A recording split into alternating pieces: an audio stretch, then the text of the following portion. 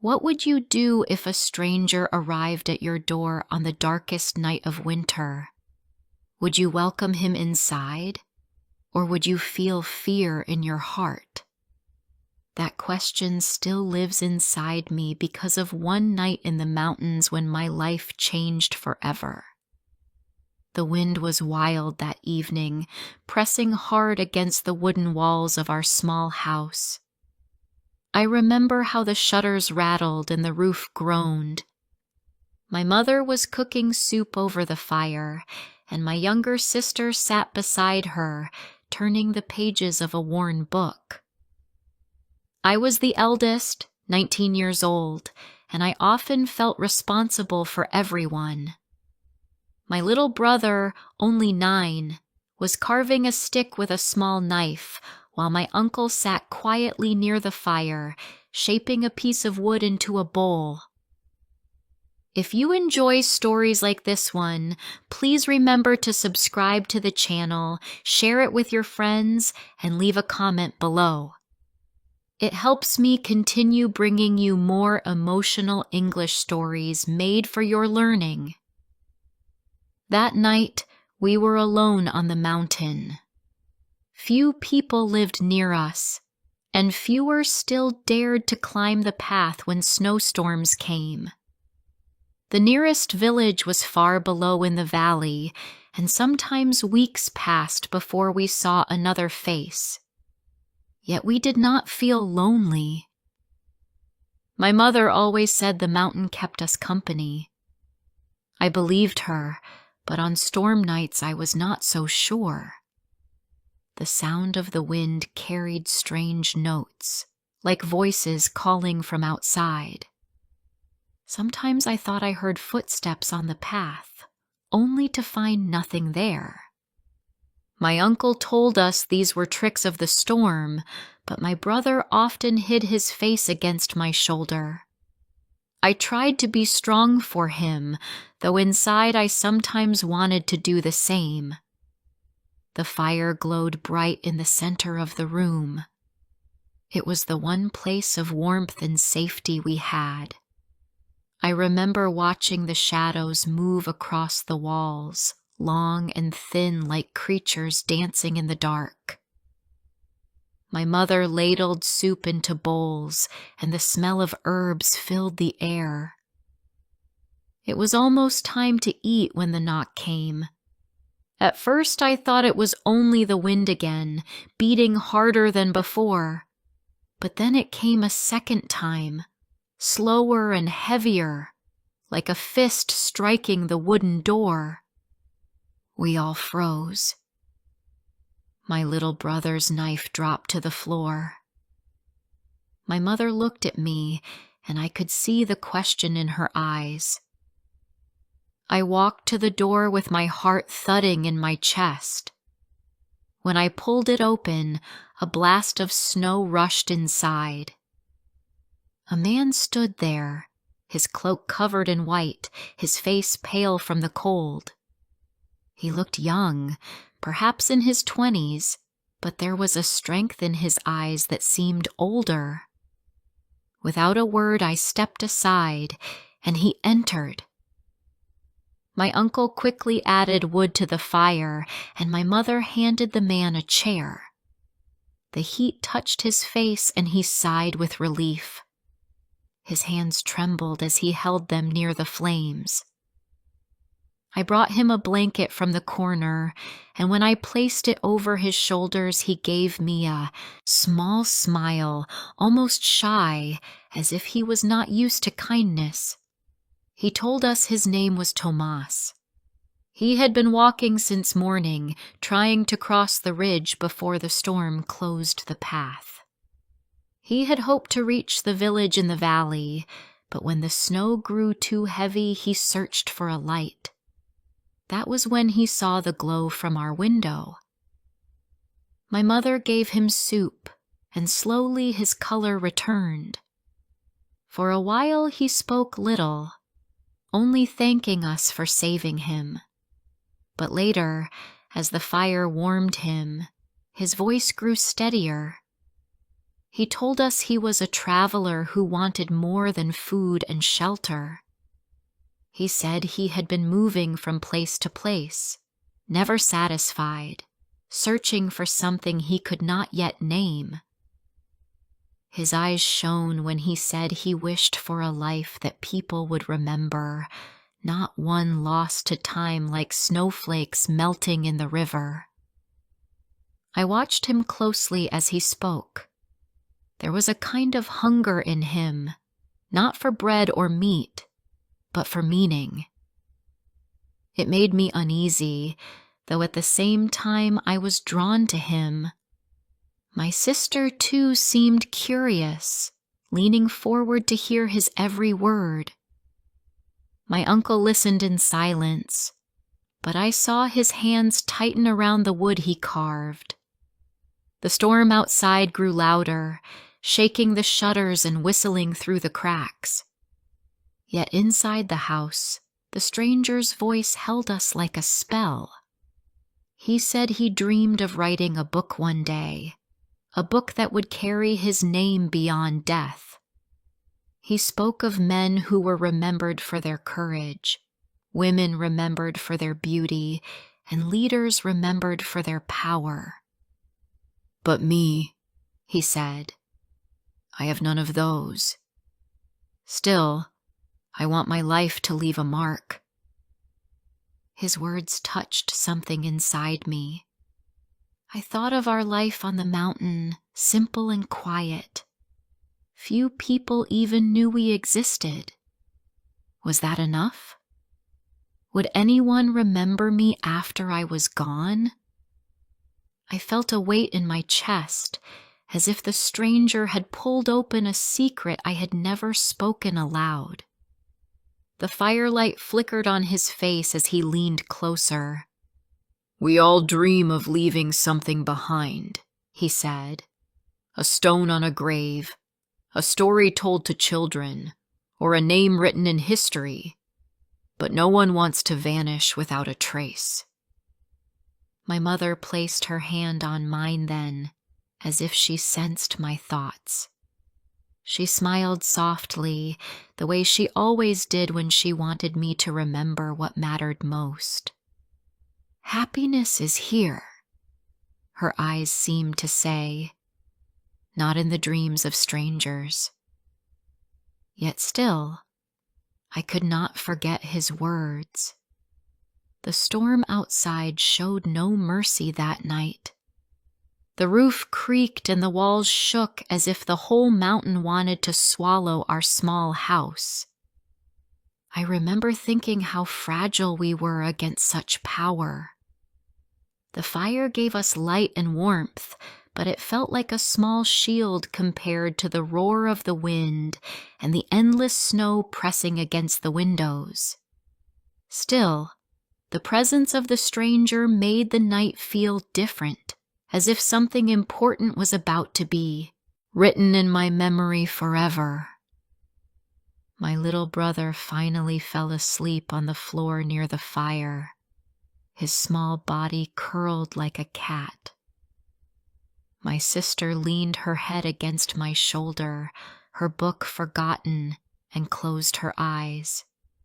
Only my uncle and my mother stayed awake with me, watching Tomas. He seemed restless even as he ate the soup.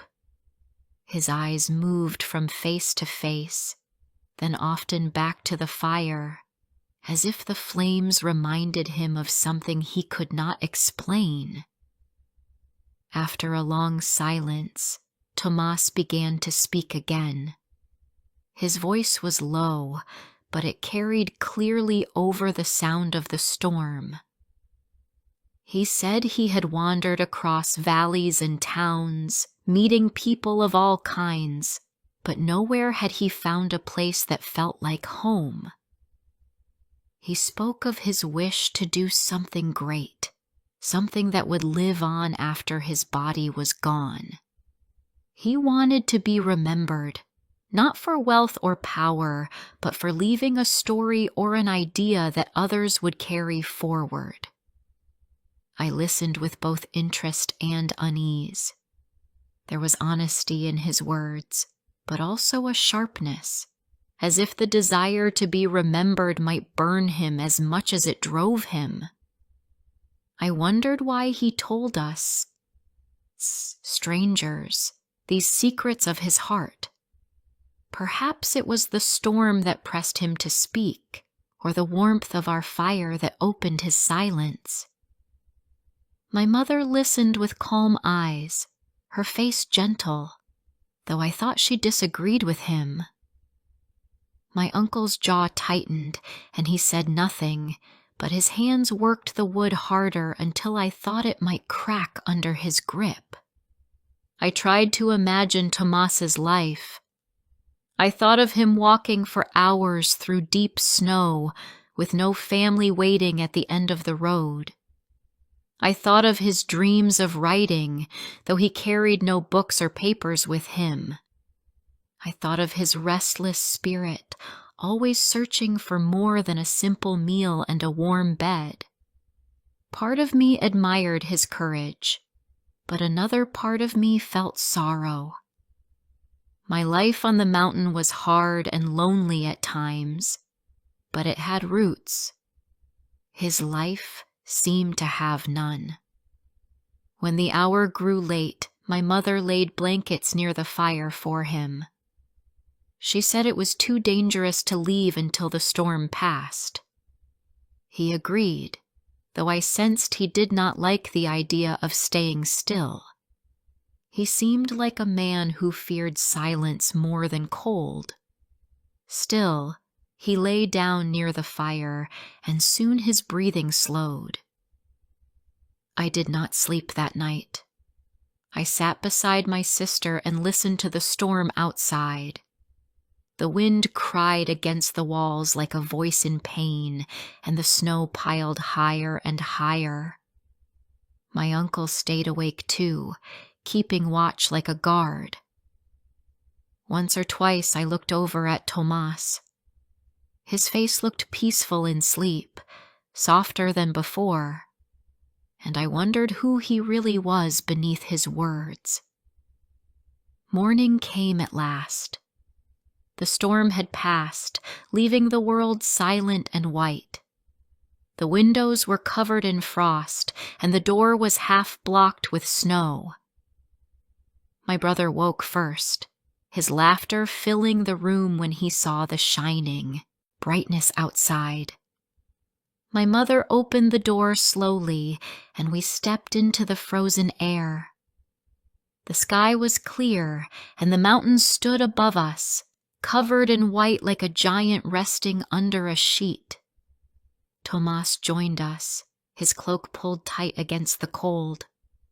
He looked around as if he wanted to take the sight into his memory forever. Then he said quietly that storms always reminded him of how short life is and how easily it could be lost. I felt a shiver that was not from the cold. That day he stayed with us, helping my uncle clear the snow from the roof and the path. He worked hard, though I could see he was not used to such labor. He cut his hand on the wood once, and my mother wrapped it in cloth. He thanked her with a look that stayed with me for hours. As the sun set, clouds began to gather again on the ridge. My uncle watched them carefully and said another storm might come, perhaps worse than the last. He led us to a place he had prepared many years ago. Behind the house, built into the mountain, was a small hollow he had strengthened with stones and wood. He said it could protect us if the snow came down too heavily or if the mountains sent rocks falling. I had never seen it before, and the sight filled me with both fear and comfort. That evening, as we sat by the fire again, Tomas grew thoughtful. He told us he once dreamed of living by the sea, where ships came and went, carrying stories from across the world. But he had been born far from the ocean, in a small village he had left behind. He spoke of his family only once, saying he had brothers but no home with them anymore. I wanted to ask more, but something in his eyes told me not to. The night grew heavy again, and the wind began to rise.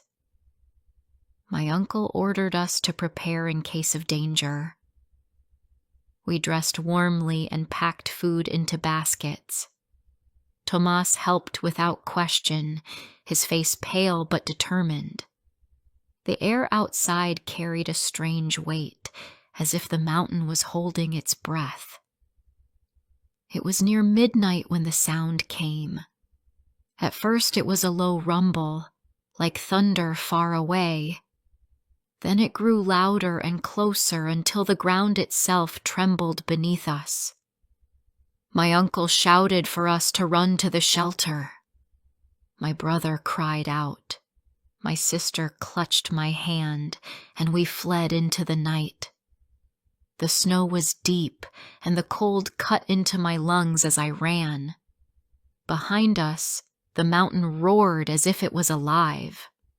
Stones and snow tore free from its side, rushing downward with terrible speed. We reached the hollow, and my uncle pushed us inside. I pulled my brother close, holding him against me, as the sound of the slide filled the air like 100 storms at once. Inside the shelter we waited in darkness, the ground shaking, the air full of dust. I could not hear my mother's voice, nor my uncle's, nor even Tomas's. Only the endless roar of the mountain filled my ears. I thought we would all be buried there, nameless and forgotten, our little house crushed like a toy beneath the weight of the earth. But slowly the noise began to fade. The ground grew still. We waited longer, afraid to move, until my uncle struck a match and lit a small lantern. His face was pale, but his eyes were steady. He told us the worst had passed. When we stepped outside at last, the world had changed. The path where our house stood was covered in broken trees and heavy snow. Rocks lay scattered across the slope like fallen giants. Yet to our amazement, our house was still standing. The slide had split in two, rushing past on either side, leaving the small home untouched in the center. It looked almost as if the mountain itself had chosen to spare it. We stood in silence, each of us struggling to believe what we saw. My mother wept quietly, holding my brother in her arms. My sister clung to me, her eyes wide. My uncle crossed himself and whispered a prayer. But when I turned to Tomas, he was gone. I called his name softly, then louder, but there was no answer. The snow held no clear tracks, only the scars of the slide. My uncle searched with the lantern, but found nothing.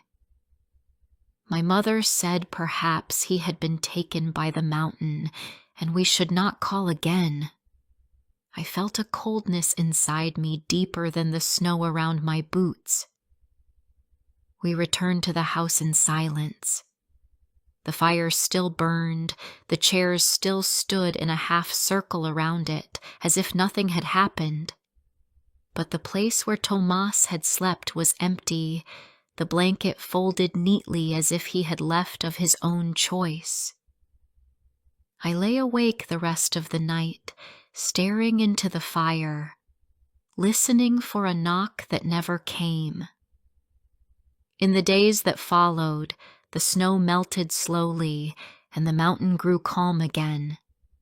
Travelers passed by and told us of destruction in the valley below, of houses crushed and people lost.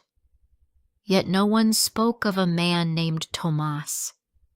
No one had seen him before or after that night. Sometimes I wonder if he was real at all, or if the storm brought him to us only as a shadow. But I still remember his eyes, the hunger in his words, and the blanket folded by the fire. And I wonder if that was enough to keep his wish alive, the wish to be remembered, even if only by me. In the days after the Great Slide, life slowly returned to its quiet rhythm, but something inside me had changed. I could no longer sit by the fire without seeing the empty place where Tomas had rested. Every time the wind rattled the windows, I thought of the knock on the door that first brought him into our home.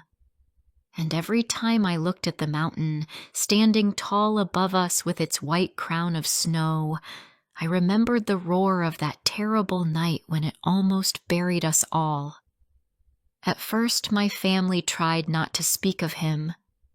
My uncle said it was best to leave the past behind and to be thankful that we had survived. My mother agreed, saying that the mountain had spared us and we should not question its reasons. My brother, too young to understand fully, only asked once where the visitor had gone. My sister, though, stayed quiet like me. I knew she thought of him as much as I did, but she kept her silence, perhaps out of fear that our uncle would scold her for dwelling on what could not be changed. But I could not forget. I found myself walking outside more often, even in the cold. I searched the snow for any sign of him, though I knew it was useless. I climbed the path toward the ridge, my breath heavy in the thin air, and looked down at the valley. Nothing but white silence met my eyes. Once I thought I saw a dark shape far below, but when I moved closer, it was only a fallen tree. One evening, as the sky turned pink and the shadows of the peaks stretched across the valley, I felt something strange. It was as if Tomas was still with us, though unseen. I stood very still, listening. The wind whispered softly, not wild like before, but calm. For a moment I thought I heard his voice, the same restless tone, speaking about leaving a mark, about not wanting to vanish. My heart raced, and I whispered his name, but the air gave no answer. Winter slowly loosened its grip, and spring came to the mountain. Snow melted into rushing streams that carried stones and branches down to the valley. Green shoots pushed through the earth, and the first flowers appeared near our door. With the change of season came new travelers, people crossing the ridge to trade or to visit distant family. We welcomed them, offering food and warmth as we always had. I searched their faces, wondering if one of them might know of Tomas, but none spoke his name. One traveler, a woman with kind eyes, told us of a ruined village far in the valley where the slide had struck hardest. Many had been lost, she said, and some bodies were never found. I listened in silence, my chest heavy with unspoken thoughts. Perhaps Tomas had been among them. Perhaps his body lay buried under stones and soil, nameless, like so many others. The idea filled me with sorrow, but also with a strange kind of truth. He had wanted to be remembered, yet he might have been erased in a single night. I carried that thought with me as the months passed. I wondered if memory itself was enough. If one person remembered him, did that mean his wish had been answered? Could my memory of him keep his dream alive? I did not know, but I felt it was important not to let him fade completely. And so I told myself his story again and again, as if speaking it in my mind would make it real. Summer arrived, bright and full of light. Our house stood strong, the garden bloomed, and the mountains seemed almost gentle under the warm sun. Yet my thoughts often wandered back to that winter night. I tried to understand why he had come to us, why he had spoken his secrets, and why he had vanished so suddenly. My uncle believed it was chance. My mother thought it was fate. My sister said nothing. For me, it was a mystery that had no answer, and perhaps that was the point. I began to write about him. At first, it was only small notes scratched onto pieces of old paper. I wrote of his eyes, sharp yet searching, and of the way the firelight caught his face. I wrote of his words about leaving a mark and of the folded blanket by the fire. Slowly, the pages grew into a story, though I did not know if anyone would ever read it. Writing felt like a way to hold him near, and also a way to keep a promise, though he had never asked me to. Sometimes at night, when the moon was bright and the stars were clear, I walked outside and looked toward the ridge. I imagined him still climbing somewhere beyond, carrying his restless heart with him. Perhaps he had not died at all. Perhaps he had left us by choice, walking into the night to follow his dream. The thought comforted me, though I could not truly believe it. Still, in those moments, I felt less alone. Years began to pass. My sister grew taller and more beautiful, my brother stronger and more bold. My uncle aged quickly, his hands stiff from years of carving and hard work. My mother's hair turned silver, though her smile never left her. As for me, I remained on the mountain, watching each season change. Some people might say our life was small, hidden away from the world, but to me it was as wide as the sky above us. Yet no matter how many years passed, I never stopped thinking of Tomas. One autumn, a group of travelers stayed with us for several nights. Among them was a young man who carried a leather bag filled with papers. He told us he was a writer, collecting stories from people in the mountains. When he asked if we had any tales worth sharing, I felt a spark inside me. My uncle shook his head, saying we were simple folk with nothing of interest. But I could not stay silent. I told the writer about the night of the great slide. I told him about the roar of the mountain, the shelter my uncle had built, and how our house had been spared while the valley was destroyed. And I told him about the stranger who came to us, who spoke of his wish to be remembered, and who vanished when the slide ended. The writer listened with great attention, writing quickly on his papers. When I finished, he thanked me, saying it was a story worth telling. After he left, I felt both light and heavy. Light, because Tomas's memory had now passed to another person. Heavy, because I feared the writer might change it, twist it, or even forget it in time. But then I realized that did not matter. What mattered was that the story had been spoken and that someone else had carried it away. In that way, Tomas had not vanished. His wish had been answered, even if only in a small way. As the years continued, more travelers came and went. Some spoke of wars, others of cities full of lights and noise, places I could not imagine. Yet none ever spoke of Tomas. He remained only in my memory and in the few pages I had written. Still, that was enough. For memory, I learned, does not need to be wide to be deep. One heart can hold another forever.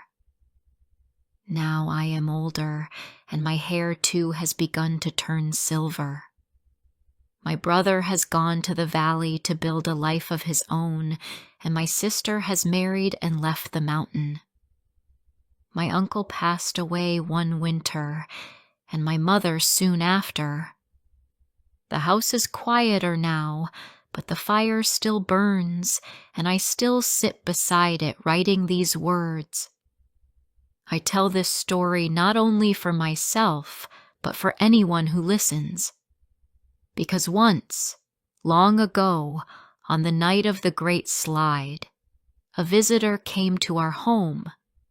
He carried no gold, no fine clothes, no gift but his restless heart.